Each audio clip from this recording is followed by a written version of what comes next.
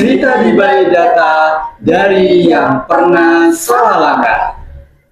Yang bikin nyesel bukan nilainya, tapi seharusnya dari awal kita harus ngerti apakah kita benar-benar paham tentang statistika atau cuma paham soal ngerjain soalnya. Kalau bisa balik ke semester 1, apa sih yang mau kamu ubah?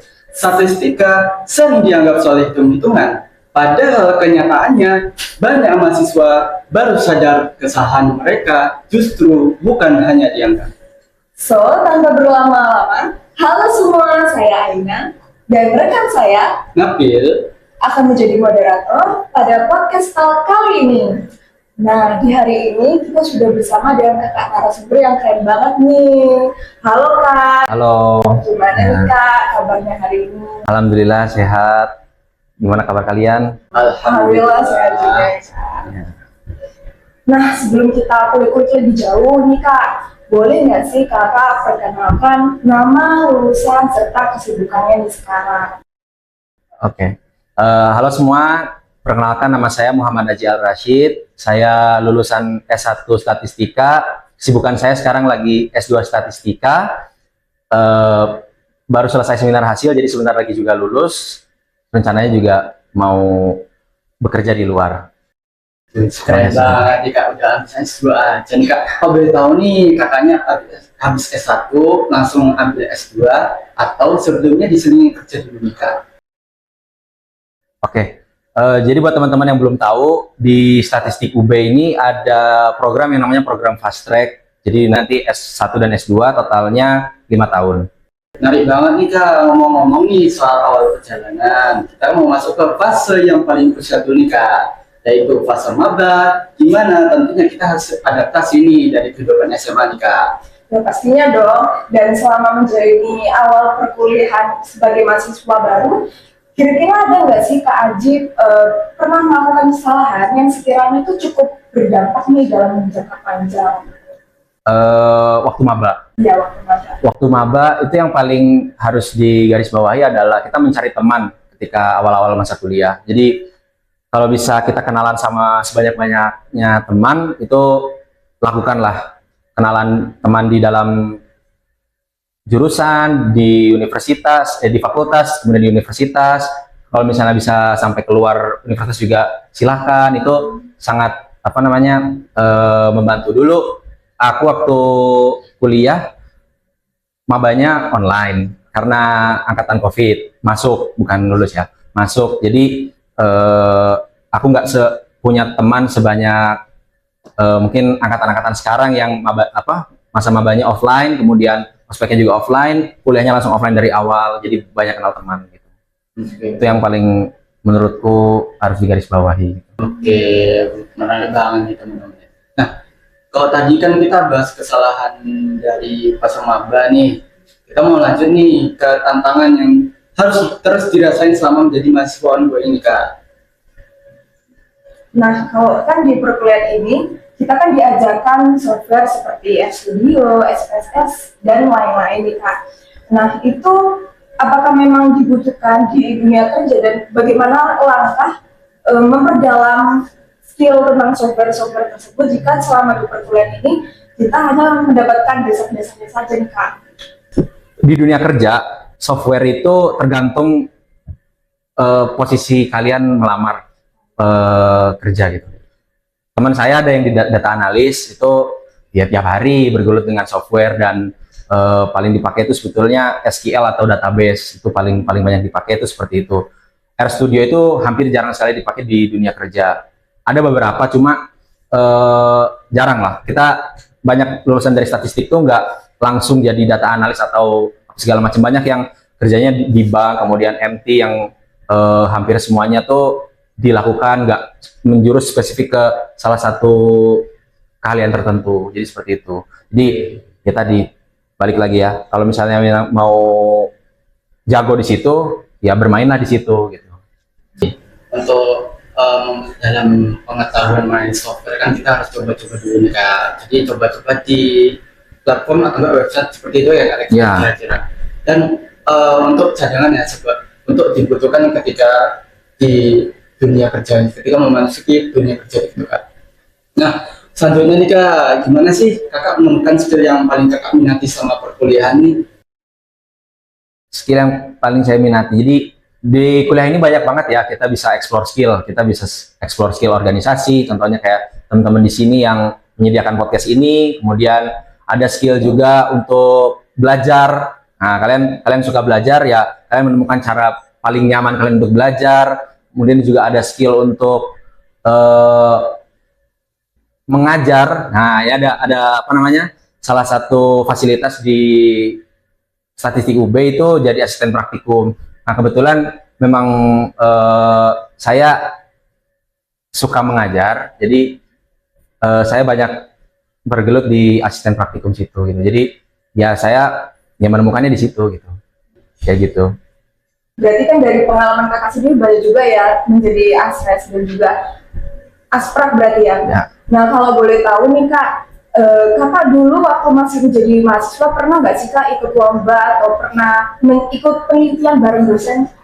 Pernah ikut penelitian dengan dosen dan lomba. Oh, itu juga termasuk salah satu ranah yang bisa dieksplor oleh mahasiswa kalian. Jadi kalian ibaratnya dimintain tolong oleh dosen gitu ya untuk analisis data, untuk mencari fenomena yang ada atau untuk survei ke lapangan, itu banyak sekali. Lomba juga saya pernah ikuti lomba karya tulis ilmiah. Saya juga pernah ikut conference. Itu pengalaman di situ butuh niat yang besar gitu di situ karena untuk konsisten dan untuk bisa dapat lolos ke tahap selanjutnya dalam lomba, tahap presentasi aja ya, sampai tahap presentasi dalam lomba itu ya ada banyak step yang harus dilewati gitu, seperti penyusunan abstrak, kemudian apa segala macam untuk lomba karya tulis ilmiah seperti itu. Jadi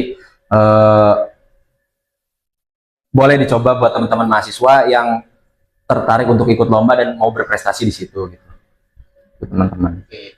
Terkait lomba nih Kak, kira-kira Kakak ada rekomendasi lomba nggak sih yang bisa diikuti oleh mahasiswa Departemen Statistika?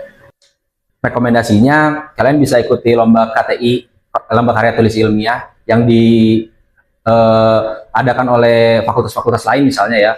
Banyak tuh fakultas sosial tuh akan buka lomba KTI, kemudian konferensi internasional. Jadi kalian tulis karya kalian, simpel aja kayak misalnya kalian menganalisis regresi salah satu fenomena gitu ya, hubungan sebab akibat apa, kemudian ajukan ke salah satu platform lomba, conference atau lainnya.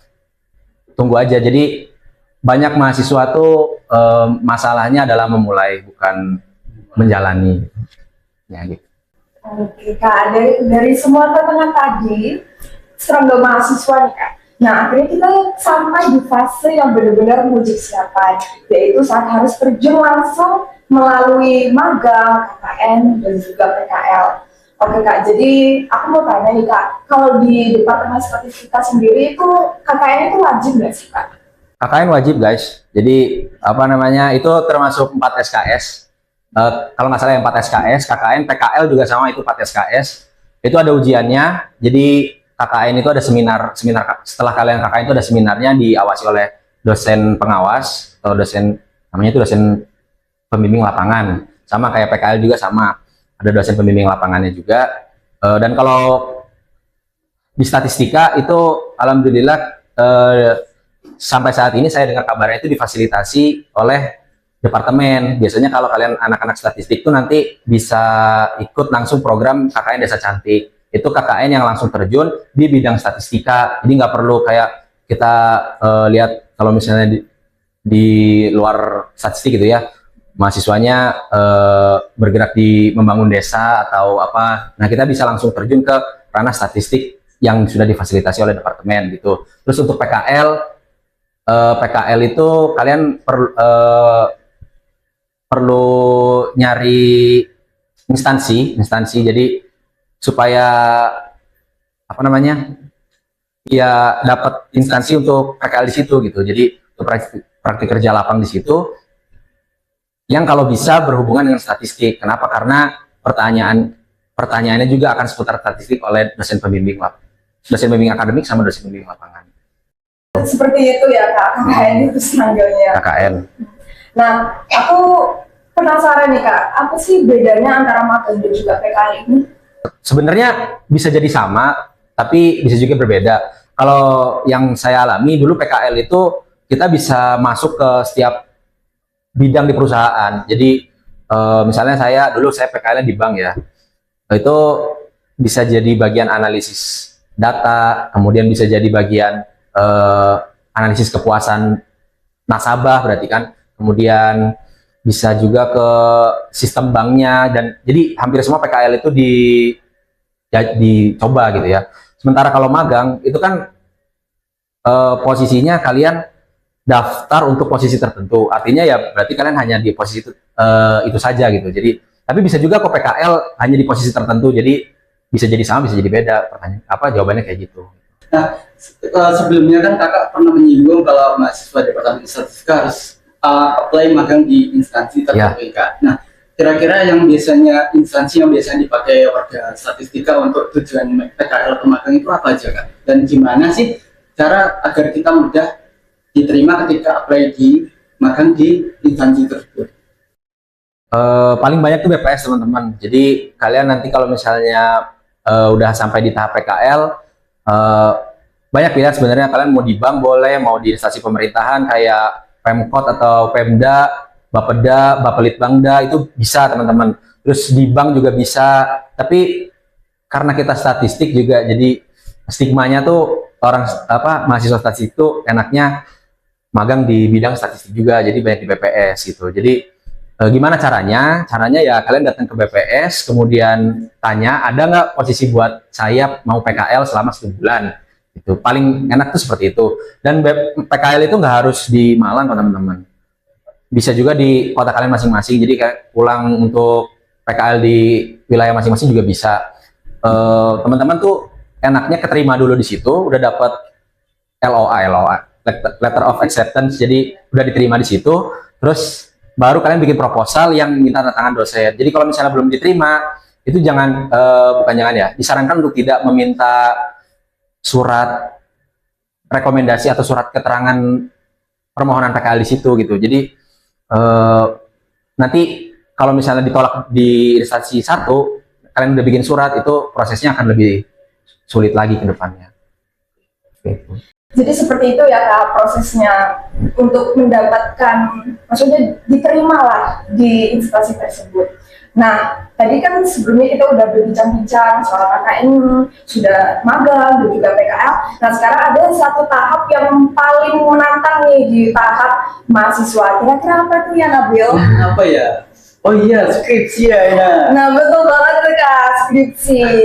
Nah, skripsi ini tuh biasanya kan menjadi fase-fase yang bikin mahasiswa tuh tegang banget nih. Oke Kak, jadi sebenarnya terkait informasi awal pengerjaan skripsi itu biasanya akan ada pemberitahuan tertulis atau sosialisasi, atau bahkan nggak ada sama sekali nih Kak. Jadi kita harus effortnya sendiri Kak.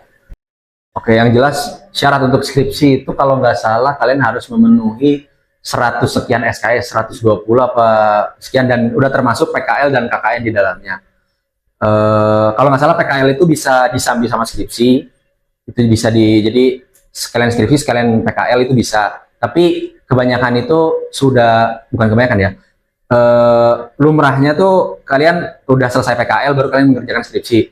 Mulainya kalau misalnya kalian udah nggak punya mata kuliah wajib yang harus diampu, terus habis itu SKS kalian sudah mencukupi dan udah semester 7, itu biasanya kayak gitu. Karena program S1 di statistik itu disetting untuk kalian kuliah sampai memenuhi jumlah SKS tertentu, kemudian di semester 7 itu kalian melakukan skripsi seperti itu. Terus untuk sosialisasinya pasti ada. Nah, sosialisasi apa sih yang disosialisasikan? Biasanya itu jadwal skripsi. Jadi ambil contoh ya, kita masuk di semester ganjil itu mulai bulan Agustus atau bulan September. Itu bulan September sampai Oktober jadwalnya mahasiswa untuk seminar proposal. Kemudian dari bulan Oktober sampai bulan November itu buat seminar hasil. Kemudian bulan November sampai bulan Desember itu untuk ujian skripsi. Oke Kak, mungkin nih sebagai pertanyaan penutup nih Kak, boleh nih berikan saran untuk para mahasiswa yang sedang menjalani perkuliahan di perkuliahan statistika nih Kak. Saya ini teman-teman, saya mau titip buat kalian semua yang nonton ini gitu ya. Attitude ke dosen itu penting. Jadi jangan sampai kalian tuh macam-macam sama dosen. Gimana bersikap sama dosen itu harus kalian perhatikan. Misalnya gini ya, kamu mahasiswa gitu ya. Kamu ngechat saya, Pak, apakah bisa bimbingan hari ini? Itu sebenarnya udah salah tuh garisnya. Jadi apakah Bapak bisa sekiranya, apakah Bapak ada waktu untuk berdiskusi tentang skripsi saya gitu. Jadi jangan kita nembak dan ngatur dosen. Contohnya, apakah bisa ditemui hari ini? Nah, jangan kayak gitu, karena seakan-akan kita ngatur kayak, emang hari ini saya nggak sibuk kalau misalnya jadi dosen. Emang hari ini saya nggak sibuk, kan bisa jadi kayak gitu gitu. Terus kita kan nggak tahu sebenarnya kalau misalnya dari mahasiswa gitu. Terus habis itu bersikap baik ke semua orang. Jadi teman kalian banyak, nggak punya musuh. Kemudian jangan banyak melanggar aturan. Udah sih itu aja. Sarannya bener-bener bagus banget sih Kak. Bener-bener Terima kenal kasih. banget Ya. aku gitu loh. Tapi sayangnya nih ya Kak, nggak kerasa nih karena waktu kita terbatas. Untuk sesi sharingnya bisa kita cukupkan untuk sampai sini. Kami ucapkan terima kasih kepada Kak Aji karena telah berbagi insight, pengalaman, dan informasi yang menarik. Harapannya semoga podcast kali ini tuh bisa bermanfaat ya bagi teman-teman di mahasiswa di Departemen Statistika. Senang banget nih bisa bertemu Kak Aji pada kesempatan. Saya juga kali ini, senang. Kak. Semoga di kesempatan berikutnya kita bisa bertemu lagi ya Kak. Amin. So thank you guys buat teman-teman yang sudah ikutin podcast kita dari tadi. Apabila dari kami berdua ada kesalahan kata maupun kesalahan perbuatan, kami mohon maaf sebesar-besarnya. And see you guys. Bye guys.